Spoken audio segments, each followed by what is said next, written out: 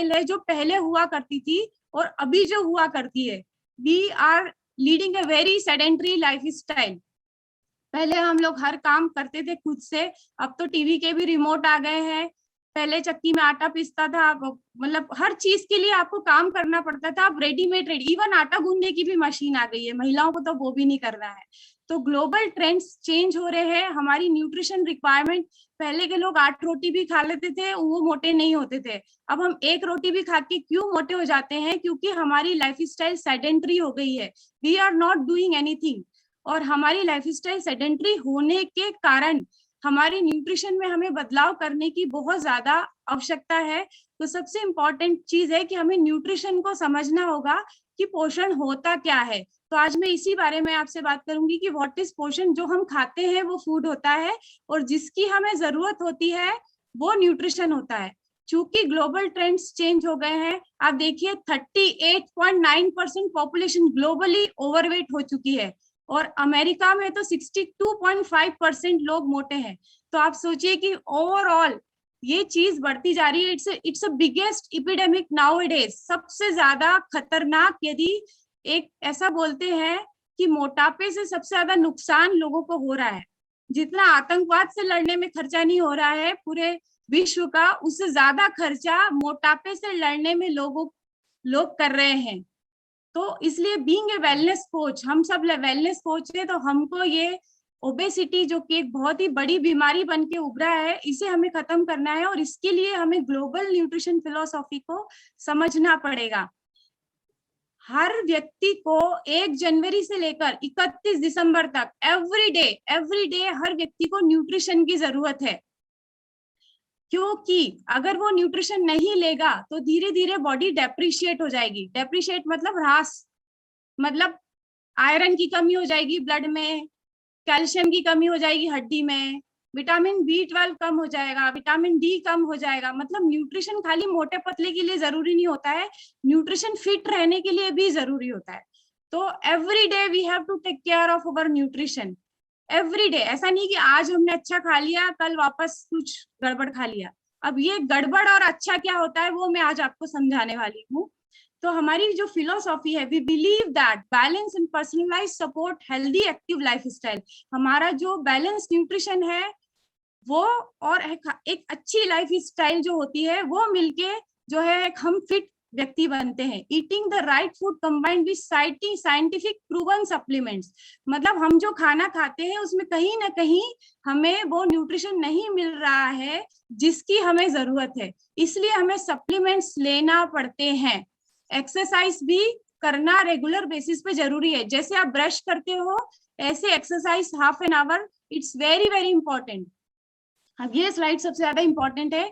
Globally trends आपको बताया मैंने कि 2050 तक 60% पॉपुलेशन जो है वो मोटी होने वाली, वो उनकी उम्र ज्यादा होने वाली है और वो मोटे भी हो जाएंगे। और एजिंग, हमारी पॉपुलेशन जो है एज की तरफ बढ़ रही है। 2005-10 में बच्चे सबसे ज्यादा हुआ करते थे और अब जो है बूढ़े सबसे ज्यादा होंगे। तो हमें हमारी थाली में क्या क्या बदलाव करने की जरूरत है ये हमें देखना बहुत जरूरी है।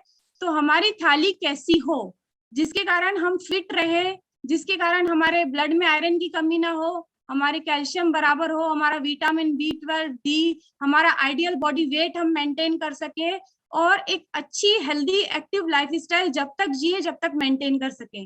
इसके लिए हमें कुछ चीजें करना पड़ेगी। जैसे हमारी थाली में सारी चीजें होना आवश्यक है। कई लोग बोलते हैं वेट लॉस करने के लिए फैट बंद कर दो, बिल्कुल गलत है। टोटल कैलोरी का 30% फैट्स से आना चाहिए। आज मैं आपको कैलोरी का कॉन्सेप्ट भी समझाऊंगी कि कैलोरी क्या होता है और परसेंटेज क्या होता है।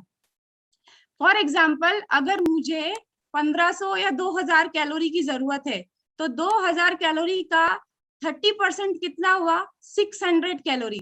600 कैलोरी मेरे को फैट्स से आना चाहिए। फैट्स का मतलब क्या होता है? वसा, वसा मतलब तेल, घी, ये सारी चीजें जो है फैट्स के अंतर्गत आती है। तो ये क्यों आना चाहिए? क्यों ग्लोबल साइंटिस्टों ने बोला कि टोटल कैलोरी का 30% फैट्स से आना चाहिए?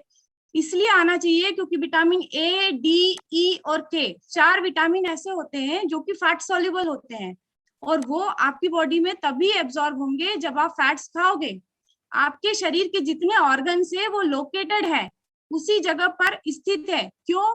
क्योंकि वो आप उसके ऊपर एक फैट की लेयर है। अगर आप फैट खाना बंद कर दोगे तो लोकेटेड नहीं रह पाएंगे ऑर्गन्स। आपका ब्रेन 70% फैट है। मैं इसको डिटेल में भी लूंगी, पर अभी थोड़ा थोड़ा समझा के फिर मैं एक एक चीज को डिटेल में लूंगी। आपका जो दिमाग है, मस्तिष्क है, 70% फैट है, तो यू नीड फैट। आपके जॉइंट्स काम ही नहीं करेंगे यदि आप फैट नहीं खाओगे तो।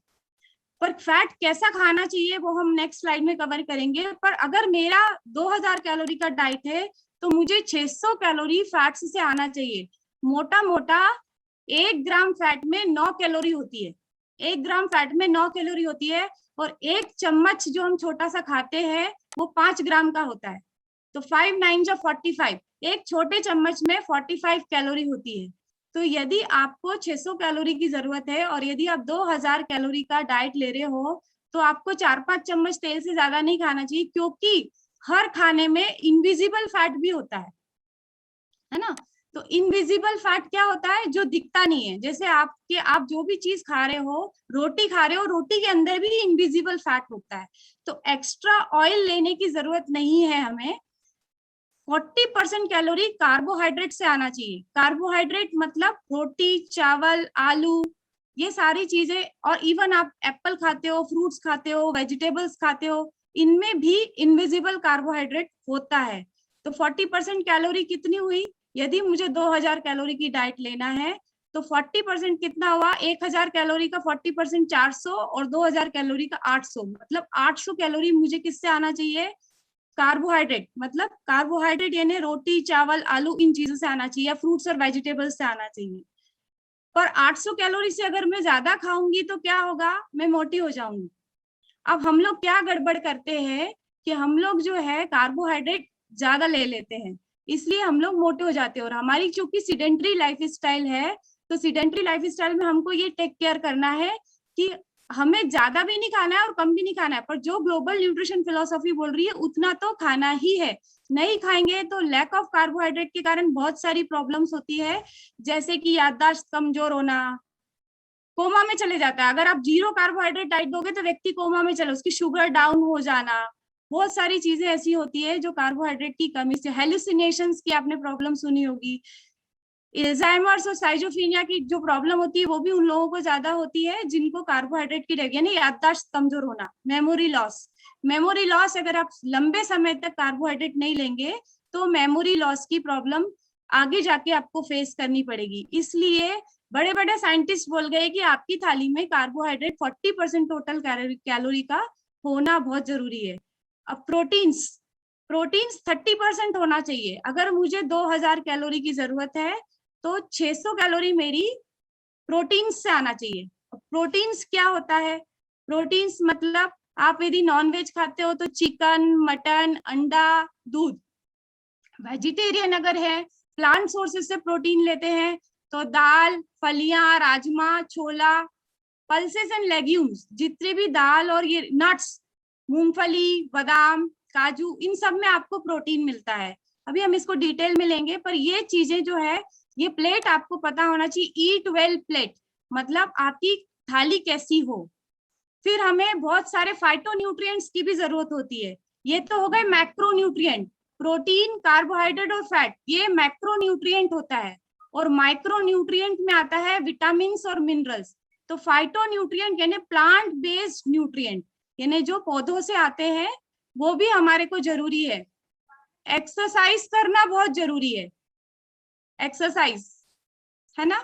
और फाइबर, टोटल फाइबर यानी रेशा 25 ग्राम आपका होना बहुत जरूरी है। ग्लोबल न्यूट्रिशन फिलोसॉफी ये कहती है कि रेस्ट, नींद लेना भी बहुत जरूरी है।